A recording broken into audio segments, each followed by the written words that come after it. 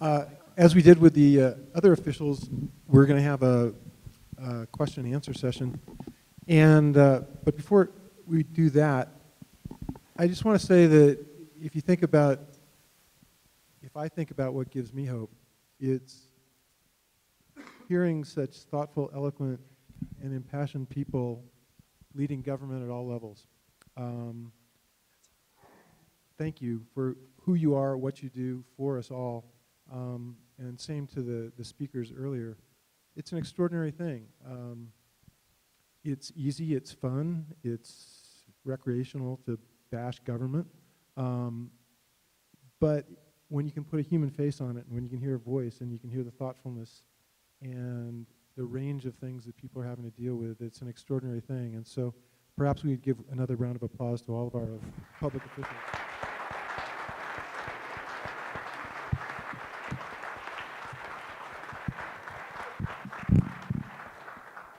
I'd like to start it. Is there anything that any of the five of you heard from the conversations here that you'd like to share, any reactions that you have? If you do, great. If not, we'll just open it up to questions from the floor. Please, in the back. Yeah, I speak loud normally, so sometimes I don't need a mic. Also, I want to thank all of you for coming. I mean, it is really important that, you know, we're all in the room together, and it's going to become, I think, more important over the next 4 years. You know, Jonathan, you said about, you know, I always hope that out of days like this that we are going to solve some problems. And I want to speak particularly about, and this is really speaking to all of you because you're all managing water resources, but in particularly to the superintendents, because I see some of the water resources in Grand Teton and Yellowstone as being particularly vulnerable. And I'm talking specifically about aquatic invasive species.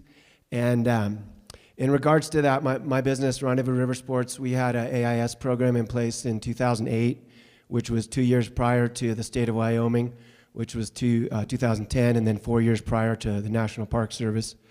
And so I've spent a lot of time thinking and working on this.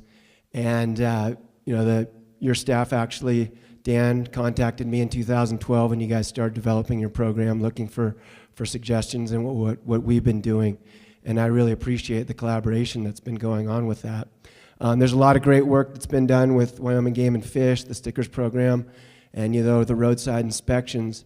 I just want to point out a few ways I think we can make this even better, because it's going to require a lot of vigilance if we're going to keep this area clean of some of the nastiest of these species. The roadside inspections are great, and I think they are working to some extent. I do think they need to be added to.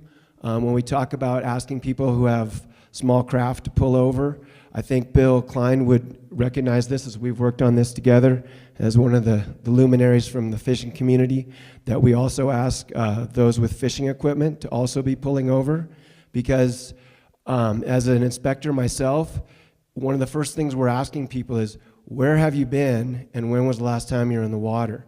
And we know from experience that small boats and waders, fishermen's booties, et cetera, are of a similar level of risk for transmitting aquatic invasive species from one body of water to another. Small boats, so I think that's one step that could be taken right away at these roadside checkpoints, is to ask basically fishermen, water users, please pull over. And it's about having a conversation. It's a lot about education. When you consider small craft, most small craft that can be car topped, there's a lot of incentive for the user to drain and dry them completely, and the clean, drain, dry is the method of preventing transmission, because you've got to pick up the boat, you got to put it on top, or you got to roll it up and put it in your car. If it's your waders, you want to dry them out, obviously, or your boots. With trailerable vehicle or trailerable boats, it's a little more difficult to get them completely drained and dried, and you know, they represent the biggest risk. It's a whole other risk level that I received in my training when you're inspecting a larger craft, a power boat. And it's just the fact of the matter of a boat with a bilge, or say a wakeboard boat with ballast tanks. it's much, much more difficult to drain and dry them effectively. If you look at the history of the transmission of the worst aquatic invasive species, which would be the quagga and the zebra mussels, they came from the Black Sea to the Great Lakes, and then undoubtedly were spread by powerboats to Lake Mead and Lake Powell and then other areas of the West. I think we have a real opportunity, and Dan, when I spoke with, I think it was Pat Perotti in your office, when they first implemented the program, he said, well, Yellowstone, we kind of have a closed system. We can really kind of keep watch on things well. And yes, that is true, but there are times where people will drive in before the gates open, before anyone's there, or after people have left. When you look at Yellowstone in particular, you've got 3 boat ramps. You've got Lewis Lake, you've got Grant Village, and Bridge Bay. And I suggested this at the Greater Yellowstone Coordinating Committee meeting a year and a half ago. Let's put gates on those ramps and have launch and exit times. It would be real simple. Gets a little more difficult, understandably, as we move south into Grand Teton, especially from a social perspective, because a lot of our community members like to go up there for evening water ski sessions, morning water ski sessions, but still I think that could be adjusted seasonally. Aaron, do you have a question, or can we give a chance for people to comment, because I know a lot of people have questions, and I want to give the... I'm done, just about done, but I think that's a way you could do it right now. It'd be inexpensive, we could probably fund it, and it would be a real vigilant means for preventing what would be a massive ecological disaster to have quaggas and zebras in the lakes of Grand Teton and Yellowstone. I have a question. I was surprised the other day to read in the paper that the Find Your Park campaign is going to continue for another year. Could you, and we already have this pressure on visitation, could you explain whether, number one, that has been one of the drivers to the increase in the visitation, what impact that has, whether in fact we should be continuing that at this time given the limited resources? You know, you just told me something I didn't know. And, you know, I think we believe, actually I was the interim president of the National Park Foundation when we launched that campaign, and I did not know it was going to continue for another year. I think we're suffering from that campaign, and I understand the word I just used. There's many places in many parts of the system that are underappreciated. We're overappreciated here, I think. Yeah, no, I agree with Dan that you know, one of the things that we want to continue to have conversations on nationally, Dan and I are members of the Park Service National Leadership Council, is that as we continue these initiatives, we have to continue to understand what is the impact to our workforce. When you think about what our workforce, and I'm sure other federal workforces as well, especially in the Park Service, went through with just, you know, the staggering visitation numbers, the centennial, on top of just normal business operations.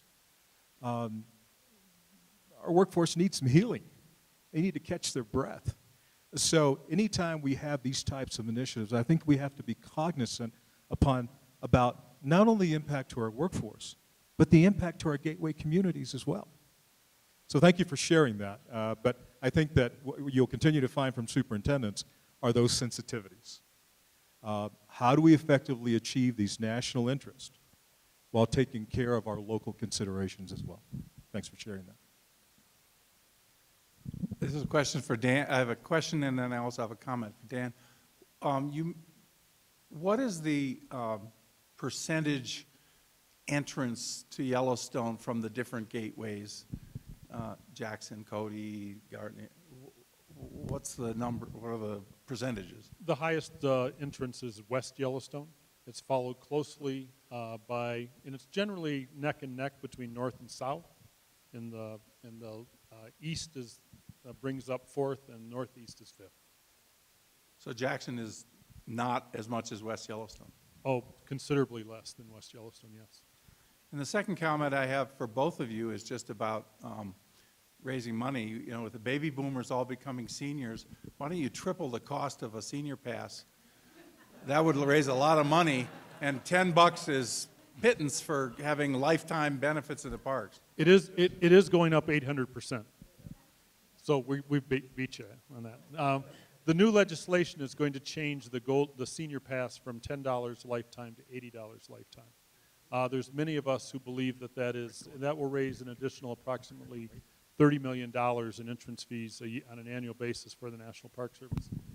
There's many of us who fought for even more than that. We wanted to see the senior pass be like other senior passes that would just provide perhaps a discount to regular fees.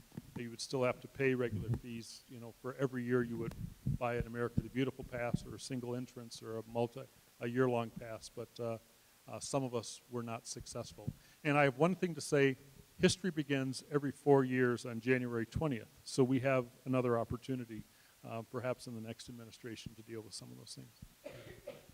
It's interesting you mentioned that, my friend, because I tell you, when we had our public meeting in Jackson, we didn't have a big turnout when we were talking about the prospect of increasing our fees. The one thing that came out was exactly what you talked about, is it's not fair, we have the ability to contribute and pay, let's do that. And of course, Dan and I don't have that decision-making authority. The decision on that particular pass comes from Congress. And Congress heard, and they raised the fee. Sure. So, that was fascinating. That was the only thing we heard in Jackson, was about the hypocrisy of not being able to pay more because of our ability to pay more. No, you do. You're grandfathered in, but what I love is when people of age come up to me with their pass and they're waving in my face and they're saying, you shouldn't sell this, it's too good of a deal. I just look at them and say, you don't have to use it. You don't. Yes. I have a question about what's keeping you up at night, and I was surprised that nobody mentioned chronic wasting disease. And it would seem that that would be something that would not only dramatically affect the public lands, but it would dramatically affect the economy of a place like Jackson. I only mentioned cold medication because that's most pressing on my mind, but when I feel well, that is the other thing that keeps me up. A number of people in this room attended a chronic wasting disease forum that we had at the National Museum of Wildlife Art last month. Very well attended. Tremendous science and resources, and those conversations are continuing, not only with our federal and our state partners, but there were a number of nonprofit organizations there as well. As I mentioned, Steve Callan, our former refuge manager who just retired, brought that up last year at this very conference, that the increased risk of the spread of disease, including chronic wasting disease, is what we consider on the National Elk Refuge our most pressing resource management challenge. So we are certainly looking into that, staying on top of the science, and keeping that on our radar, that could be a real threat to our community and our wildlife population.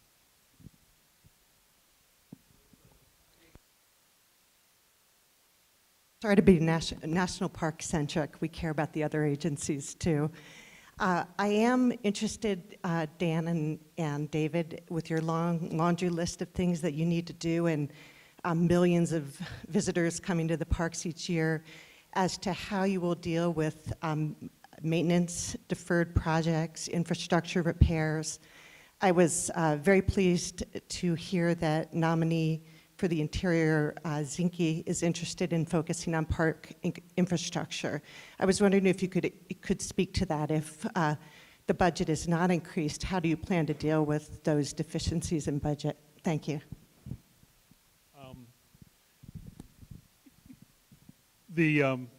Most of Yellowstone, for example, just in Yellowstone alone, has about a $650 million deferred maintenance backlog within the park, and that's just in what's on the books. If you included everything for Yellowstone in terms of our roads, it's over $1 billion just in Yellowstone. We're picking away at it.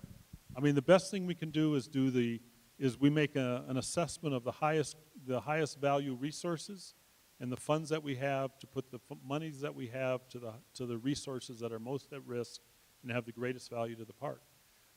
Unless we get an infrastructure program, we will continue to lose ground. And our number continues to go up. We have 365 miles of primary paved road. Less than half of that has seen any improvement since the 1920s. We have over 1,500 buildings in Yellowstone that the government's responsible for, and another probably just under 1,000 that our concessioners are responsible for. I can get money from the concessioner to fix and maintain their buildings through concession contracts. I don't have that same opportunity. We're all competing for a limited amount of funds. An infrastructure program is our best hope. I think I want to believe that if there is a massive, we've heard numbers like $1 trillion infrastructure program, that Interior will get its fair share, and that the National Park Service will get its fair share from Interior. But certainly the fact that it was mentioned by Zinke and it was mentioned by many people on the committees during their questioning, it is, I would say, top of mind, and that gives me encouragement. Absent that, we're just going to have to do the best we can with the resources we have available. Oh, Sharon, thank you for that question. I agree with Dan. We're doing our best with what limited authority and resources we have. At Grand Teton, we have about $1.3 billion worth of built assets that we manage. Our maintenance backlog is around $221 million. And so our ability through fees and spend 55% to be able to address some of that deferred maintenance is important. We don't want to underestimate or undervalue that. But I see Hugh, who's the chairman of our Grand Teton National Park Foundation, and our foundation has helped us to, frankly, leverage some private philanthropy. Jenny Lake is a classic example, over $14 million project to rehab the front country and back country, of which there's deferred maintenance in there. So we're fortunate that we have, the support of our foundation and other partners to help chip away at some of that.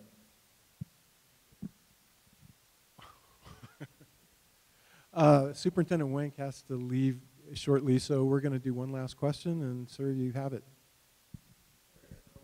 Sure. So my name is Sean South. I live in Jackson. I work in Silicon Valley.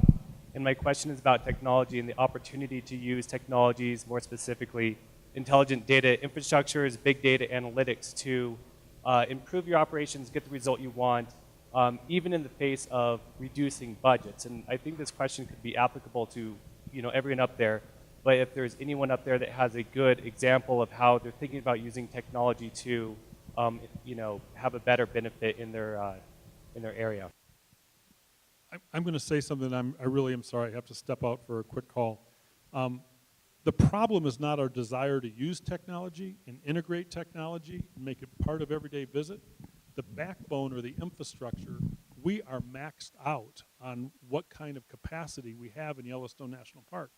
We just don't, I'd love to solve this problem. I'd love for somebody to come in and give us, help us build the infrastructure in the park. But if you're at Old Faithful in the middle of the summer, you can to look at sustainability projects, again, using best available science and technology.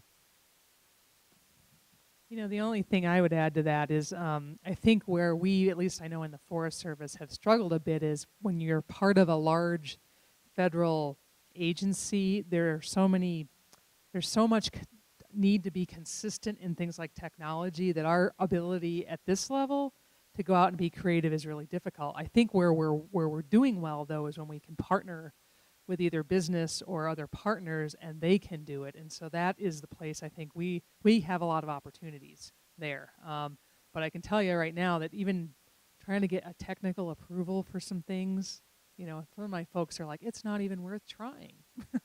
So that's just one of the challenges of working for a large bureaucracy is that, you have to stay within those limits, and sometimes it can be challenging, but we can figure out ways with other partners around that. When I think about our use of technology at the National Elk Refuge, the first thing that comes to mind for me is how we use that in our biology division. It's just amazing to me that I can see an elk with a collar, and I can say to our biologist, where was she on July 27th? And he'll look at me and say, morning or afternoon?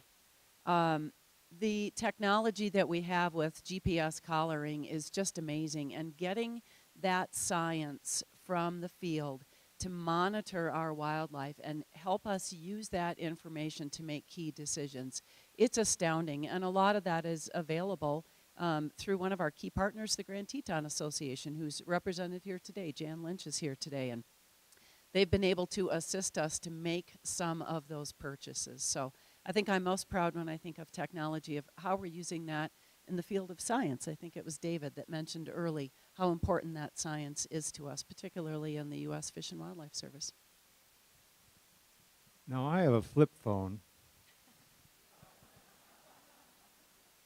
But, you know, I do remember a story, it was maybe about 20, 25 years ago, that the federal government put a moratorium on purchasing any electronic equipment because all the systems were incompatible, so nobody could buy anything. And I do remember that a nonprofit group was formed to help buy equipment for the avalanche office at the Forest Service. But that's sort of just an example of how I think local groups can help out the agencies when they need it. So, and you know, I'll upgrade one of these days.